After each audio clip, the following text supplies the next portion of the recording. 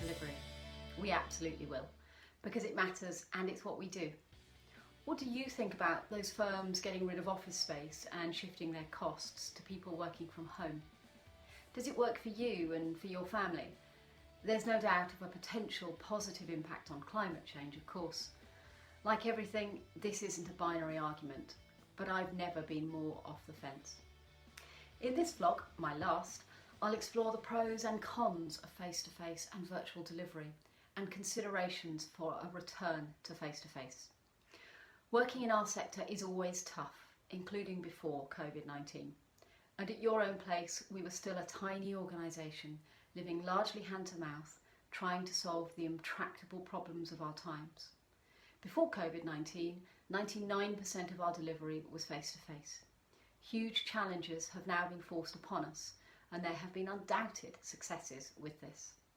Before commissioners slash costs and think everything can be done virtually, we need to lay out our stall and be clear about what type of delivery works. Whilst there is reason for optimism about what we can achieve online, much of this is harder, but not impossible, via Zoom. We are committed to working with those facing the most disadvantage and barriers, including digital ones. No matter the barrier, I still believe that face-to-face is likely to be part of the solution. We've talked a lot about being a tech-savvy organisation, but be in no doubt of the mountain we had to climb as we entered lockdown.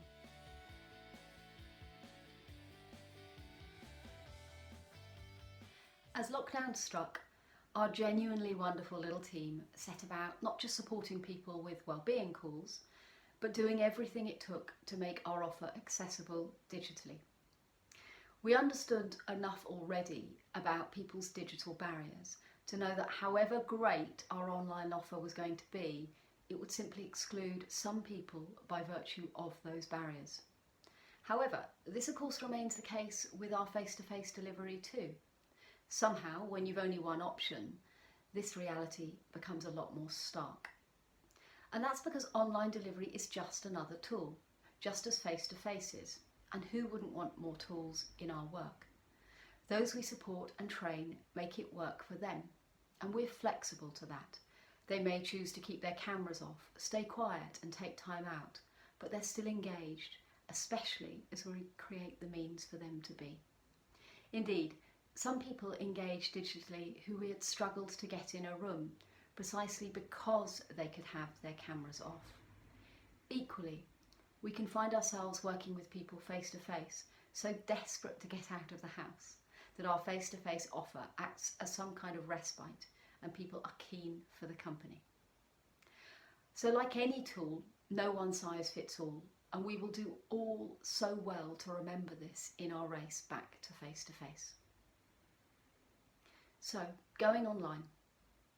Before COVID-19, we knew that going online would give the business more geographical reach and increase our impact, but it was something of an aspiration. Then COVID-19 happened and our hand was forced, and now of course it's all online. Early indicators are hugely encouraging. Trainees and volunteers are engaged, some more so, still completing their interventions, and feedback along the lines of how much better ours is than most online learning is really encouraging. With all this positivity about our online offers, shouldn't we sound a note of caution about face-to-face always being best? As part of the decision making, we also have the cost to consider. For now, we're capturing the costs of not just the devices, the data, the dongles, but staff time in delivering tech, staff time of total redesign of our content, as well as travel and support for people lacking the confidence and the skills to use the tech. It looks unlikely that this virtual delivery will in reality work out any cheaper.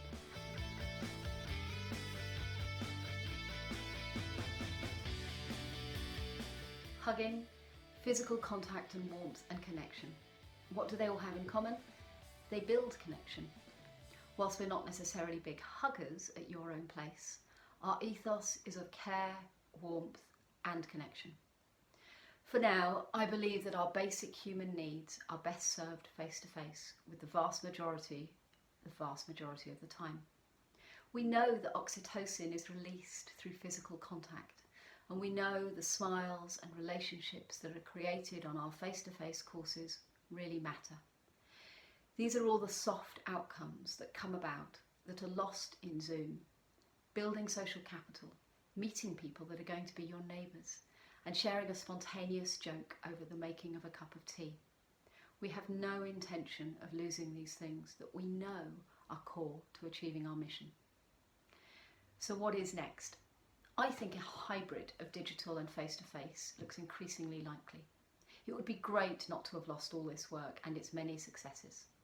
Ultimately, any decisions will be made based on the impact, the cost effectiveness, reach, and those lives of those we work with.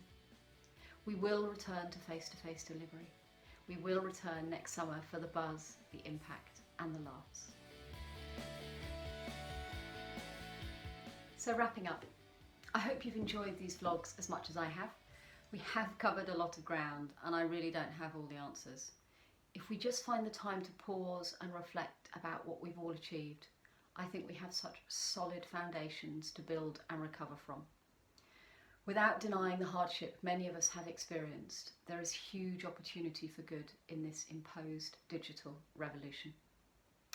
All 5 of these blogs and vlogs will be pulled together in a final report at the start of December.